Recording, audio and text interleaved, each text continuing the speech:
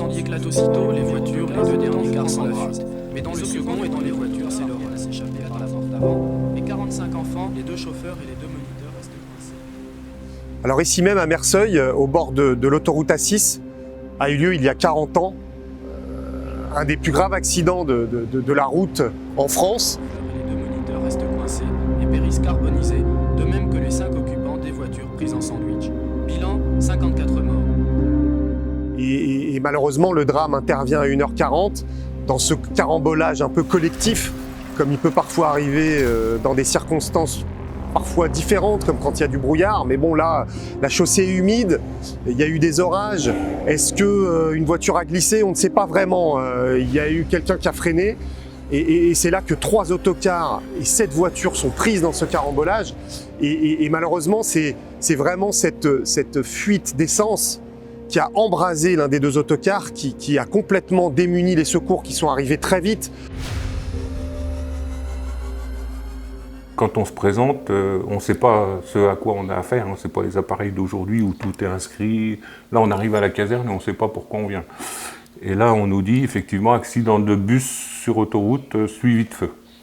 C'est pire que ce qu'on pensait parce qu'on ne pensait pas du tout qu'il y avait autant de personnes dans ce bus, sachant que j'ai plus trop le souvenir parce que pour tout vous dire, j'ai quand même essayé d'oublier un petit peu cette intervention, hein.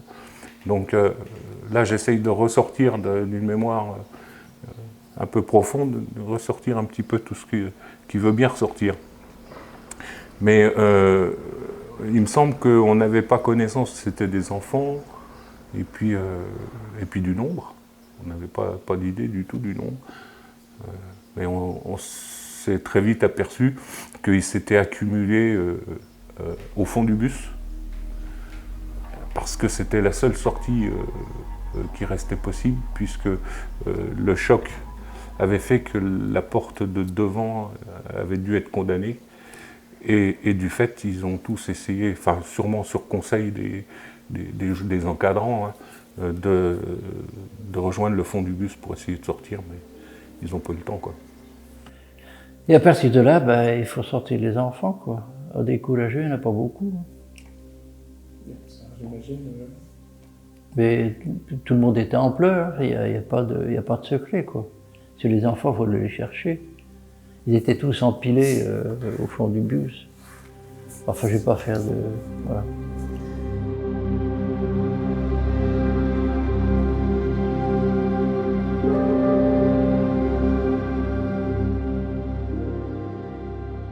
Le commandant Charlot, à l'époque, qui était le chef de centre des sapeurs-pompiers de Beaune, était sur place.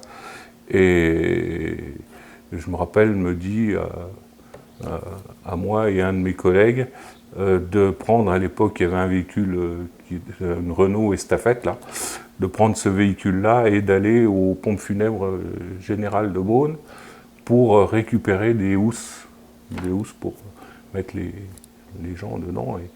Et puis ensuite, donc on est allé, et quand bêtement, non, pas bêtement, on a demandé le nombre de housses qu'on devait prendre, et là, il nous a dit au moins une 50aine. Et là, ouais.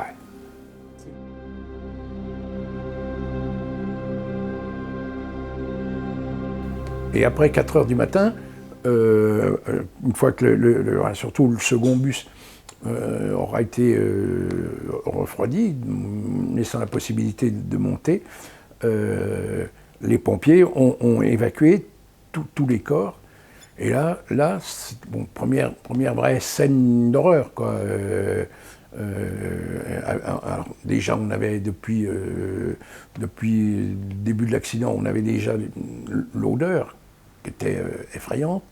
Et là, les premières scènes d'horreur, les pompiers qui sortent par les fenêtres, les cadavres des enfants, les uns après les autres. Et là, j'ai vu des pompiers pleurer, quoi. Et des pompiers qui s'en sont jamais remis. Moi, je vais vous dire honnêtement, quand je suis rentré chez moi, parce qu'on est rentré de l'intervention, c'était 16h, 17h l'après-midi, quoi. Quand j'ai vu mes enfants, ouais, parce qu'à l'époque, j'avais un fils, il avait 10 ans, et puis l'autre avait 5 ans. Je les ai regardés en 2 fois, j'ai dit, vous êtes là, disons, vous avez de la chance, quoi. Et les pauvres petits, eux, ça y est, c'est fini. Hein. Ils partent en vacances, enfin en colonie, c'était fini, quoi. Le Premier ministre Pierre Mauroy se rend sur les lieux de l'accident. Une chapelle ardente est installée au Forum des Sports à Beaune, où les corps sont malheureusement exposés, même si on ne les reconnaît pas tous. On n'a jamais pu identifier certains. Évidemment, c'est un drame national. François Mitterrand se rendra même sur les lieux après, sur le mémorial de Crépy-en-Valois, qui est la commune d'origine des enfants et des familles.